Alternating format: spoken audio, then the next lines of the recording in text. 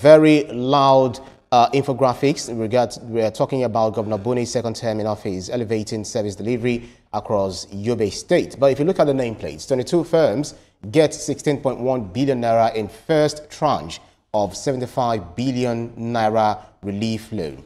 Platform Times talks about Sanwo-Olu, Makinde, Abiodun got 2.3 trillion naira in 6 years amid infrastructure gaps. That's according to investigation. Blueprint newspaper, OGFZA attracted $24 billion investments, $30 billion commitment under Tinubu. That's according to JADA. The Daily Independent speaks to oil-related matters. $300 helicopter levy on oil coins may hike petrol, diesel prices. The Punch newspaper, grim toll, states move to evacuate flood zones. This Nigeria also speaks to the flood problem. Flood brings sorrow, tears to Niger State. We'll have over 150 die, 500 houses affected. Abuja and Kwara, flood of grief for Kano athletes, muted sorrow for Mokwa disaster. President, National Assembly, governors, others mourn Kano 22. Leadership newspaper, 2027 talks about politics, disquiet in APC over automatic tickets. The Guardian newspaper also follows suit. 2027 opposition coalition shops for candidate as APC mocks efforts. The Hope newspaper, quite human angle, interesting story. WAEC exams gone awry. Mom allegedly brutalizes vice principal for disallowing son to cheat. Police vow to arrest culprit. And the Sporting Live, Kano tragedy. Survivor recounts ordeal, reveals ill-fated bus broke down severely before mishap. Let's get down to brass tacks. Etoma and Veronica. Looking at what the Nation newspaper, let's just quickly touch on it. If you look at the masthead, above the masthead, 22 firms get 16.1 billion naira in first tranche of 75 billion naira relief loan. So we're seeing that since the removal of fuel subsidy, apart from human beings feeling the problem, we have companies, we have firms that are also reeling from the impact of it. But now getting this relief loan from the government, do you not feel it does make sense? I think it's coming a little bit late. It's needed, quite all right. I'm not belittling the effect it will have. Yeah. But quite a number of people have been laid off work already with this financial help now. Are they going to call them back? It is. Maybe it will give other people the opportunity to get jobs and so on. But it also shows that the government is sympathetic with the way these companies have been struggling to stay on. Quite a number of them had closed shop and left. I love your optimism. It's just like when you say price of rice and beans, went up. People that are selling food, okay, now it's coming down. They have to reduce the price, the cost of it. People don't do that. That doesn't happen very fast in Nigeria. Very fast, or does it even happen at all, Veronica? Interesting. I like the fact that the government is trying to cushion the impact of the removal of fuel subsidy. Yeah. But timing is also key. And like Etoma said, a majority of those companies had, gone out of the country. And then Manufacturers Association of Nigeria have often spoken about how the removal had been impacting and affecting them. I think that when we are making these decisions, we must ensure that we work hand in glove with these people so as to give them the needed resources at the right time that they need it, so they can feel and see the impact. At the end of the day, they might need to channel these monies into something else. That's right. That may not necessarily drive the needed impact as quickly as they want to see it. But it's good, but I want us to do it timely. That's right. That's the major issue for me. It should be timely so that they can address their issues quickly. Right. But how will this translate into the reduction of prices of goods and services at the end of the day? And that's where we want to see monitoring at the end of the day, because government is not just handing you these loans for free, but it is also to ensure that Nigerians can afford whatever services you are, you know, All giving right, out at the end of the Yeah, day. before we move on, let's look at these infographics that we have here on the front page. There's talking about the governor of Yobe State, Governor Buni, his second time in office, talking about elevating service delivery across Yobe State. So if you look at the snapshots, we have infrastructure being, we have the terrace that we're looking at on the front page of the paper. 1, 2, and 4 different views of the Potiskum modern market built and almost completed by Buni administration in Potiskum. You know, similar markets have been built in Damaturu, Unguru, Ganhu. So we see all of these. Some of them, or all of these completed.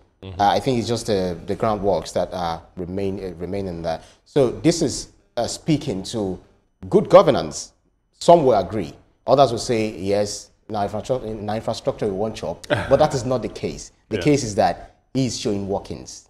Yes, a lot of our governors will want to build something so that they can point to it and say, this is what I did when I was governor of the state. But after that, what happens? Do we have a maintenance plan? Do we build systems that will make that infrastructure very relevant and create jobs for our people? I'm always going to support every government that creates jobs for the people. Because when little drops touches a lot of hands, the load becomes lighter. I'm not diminishing what he has done. That's right. You know, for him to invest so much in building markets, maybe he has realized that what his people need is modern markets and so on to galvanize trade and ensure indirect employment. Yeah, Veronica, sorry, because of our time, let us just move to platform times. Sanwo-Olu, Makinde, Abiodun got 2.3 trillion naira in 6 years amid infrastructure gaps. That's according to investigations. So if you look at Lagos or your Ogun, they are now under the spotlight over use of trillions of naira. I do not know how much of development you've seen across this southwestern state. Well, I haven't traveled across all of these states mentioned, only in Lagos, and from what I can see, not much. Yes, they are making the needed effort, but some of those governors will tell you that, because of the removal of fuel subsidy, inflation, tax, and all of that, they're getting more than times 3. Of course, the cost is now triple as well. The cost of doing some of this infrastructure development has tripled as well. So they would manage their resources as much as possible.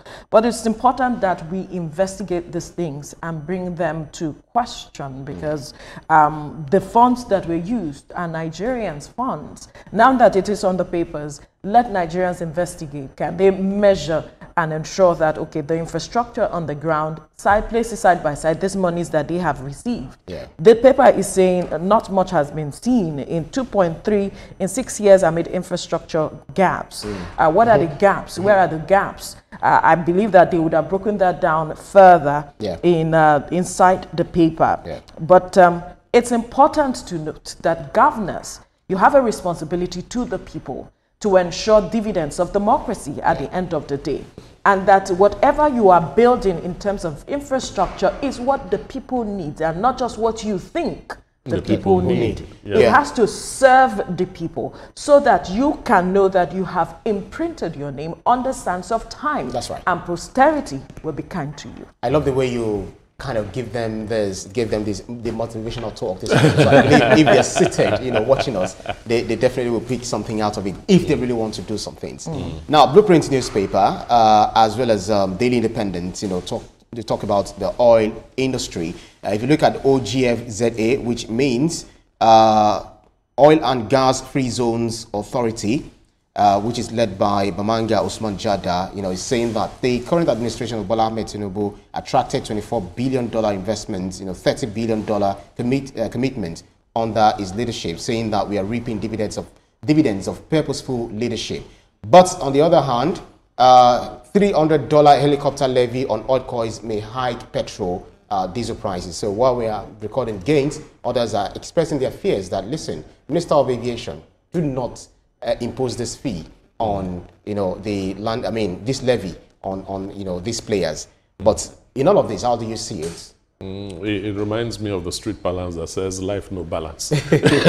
You know, when you're celebrating again here, you're also seeing a loss there. But 24 billion US dollars investment, that is huge. That's right. And then a 30 billion naira commitment for further investments in that sector. That is a really, really very huge. But you see, I like thinking like the average Nigerian when it comes to things like this. These numbers are big. They are very big. Yeah. But how does it translate?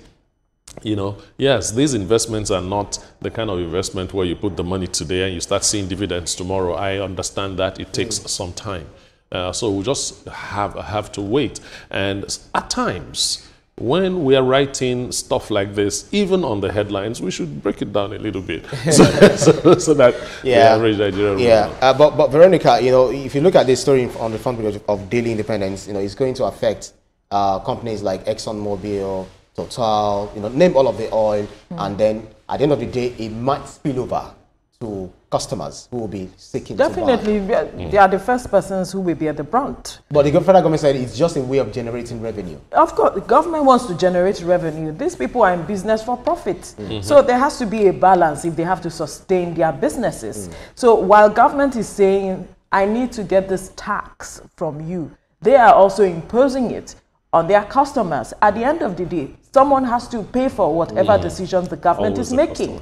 And so government needs to look critically at its decisions. You want to levy these persons, did you have a conversation with them on why you are intending to take this step and how it will benefit them at the end of the day? And what are the plans that you are making with them to ensure that they do not tax their customers at the end of the day?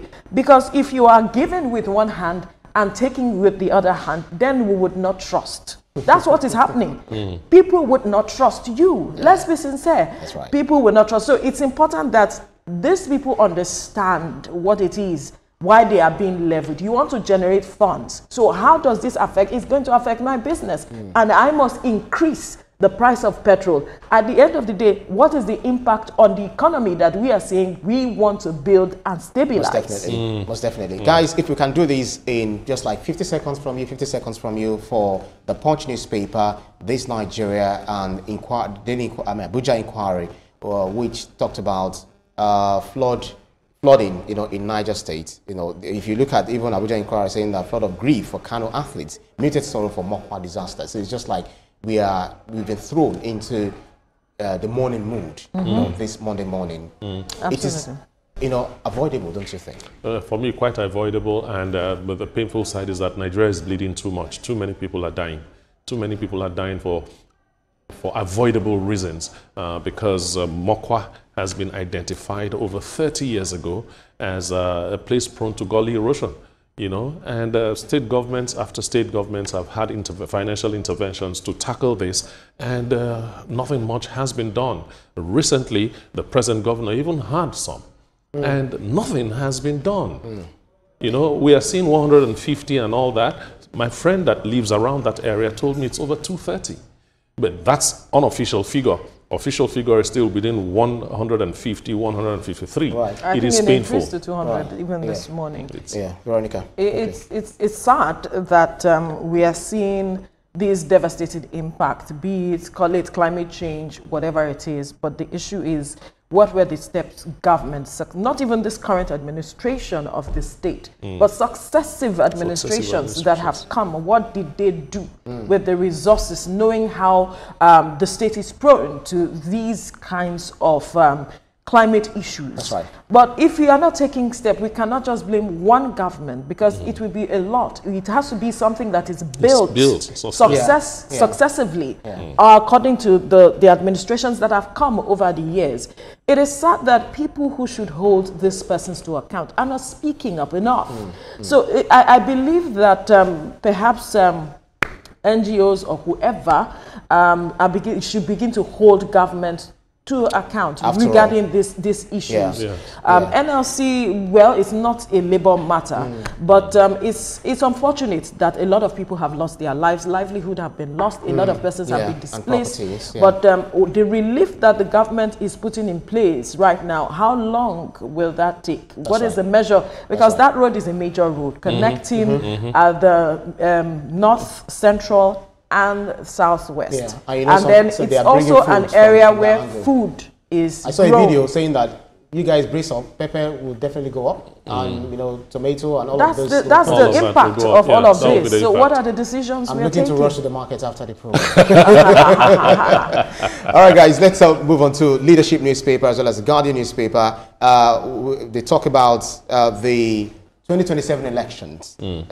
People are already gearing up, and then you see there is an endorsement of the president, you know, for 2027, and then some other lawmakers, they're already getting the nod that they are, you know, planning to return. I mean, getting the nod that they should be the one to continue, you know, in their positions. But others are angry that no, we shouldn't go that way. How do you, you know, analyze this? You see, politics is a very funny thing. You know, when this party is taking this step, another party is taking another step on the same issue. We're talking about automatic tickets for lawmakers, and I'm automatic. Why? Why? In a democracy. Two reasons. It's a democracy. That means everybody has a right to contest, and everybody should be given a chance to contest. Now, when you do that automatic ticket thing, you've cut off a whole lot of Nigerians. You've disenfranchised them. You've not allowed them to exercise their fundamental human rights. But it's a party issue. I hear some governors are kicking against it. Let's see how it happens. So, but Veronica, very quickly, they just say that it's just for the party to be orderly so that there won't be litigations after the primary, so that they will present a strong footing for the elections. You can have party democracy, but there's also party supremacy. So what happens at the end of the day is, if the party has said this is our stand and we're going in a particular direction, everybody has to come on all fours regarding that, and democracy is shoved aside. So as long as a majority of the persons, which is for me is still party democracy, are agreeing to go in a certain direction, so be it, because they have all agreed. Those that are aggrieved now will now have to look for ways of being satisfied one way or the other, especially if they are able to negotiate for something that they have been able to work for. Loyalty is key. What have you been able to deliver in the interest of the party is also key. So if you have been able to position yourself with these two things in such a way that if you are aggrieved, the party members feel that, okay, we can satisfy you with something. Perhaps everybody will be on all fours at the end of the day, but it is left to be seen. Absolutely. But at the end of the day, the people still need to decide. Most definitely. Right. But internal democracy should definitely, you know, hold supreme. Supersede, Right. Now, the Hope newspaper, WAEC exams gone awry. Mom allegedly brutalizes vice principal for disallowing son to cheat. Oh boy. I read that stuff and I had a hearty laugh. An outburst of laughter. I mean, but for me, it's not really funny. No, it's sad. Oh, okay. Now, let me tell you why I laughed. Right. There are ways you react to some things that are so stupid. So Choice of words. Yeah, sorry about that. They're not bad. They are so crazy, you know. I mean, you are brutalizing an official for not allowing your son to cheat. Have we gotten that low? That's the issue. Have we gotten that low? Look, that woman should be arrested, definitely arrested, and the full weight of the law should fall on her, and let's make it public. So it will act as a deterrent to other people that say, I see a lot of that. Why did you beat my child? A parent telling a teacher we have that. just a minute to go. You know, they say, na person with sabi book, na him sabi the road. How did they say? For me, it's really sad that the parent, I think it's the other way around. That the parent is encouraging the child to cheat. It goes to show how low we have come. We have really come low, because when the results come, and why, for instance, JAMB said they put measures in place initially to ensure that there is no malpractice. That also I saw the level of failure at the initial stage. But then we now realize there were glitches. But we have now seen that parents are also encouraging their children to do these things. And when the examiner puts measures in place to stop them, we see they fail. And then they come out to start shouting, saying, oh, it's because of this and that. we should have some sense of dignity. What are you teaching your child? When that child leaves secondary school and gets into the university, it will continue that. And that's and right, then yeah. when we now start having quack doctors, fake doctors, these are the results. That's it begins from somewhere. They don't just happen. Parents should do better. That's it's right. sad. That's right. It demands a whole lot, because and these same parents will be saying that governments are not good, the electoral process is not free and fair. You have no moral grounds to say that. Question anything. Well, that's about it. Let's just leave it here and allow Nigerians to, have time to go through the rest of the papers and, get themselves abreast of what is happening. But do stay with us on TVC Breakfast. Still to come, more than one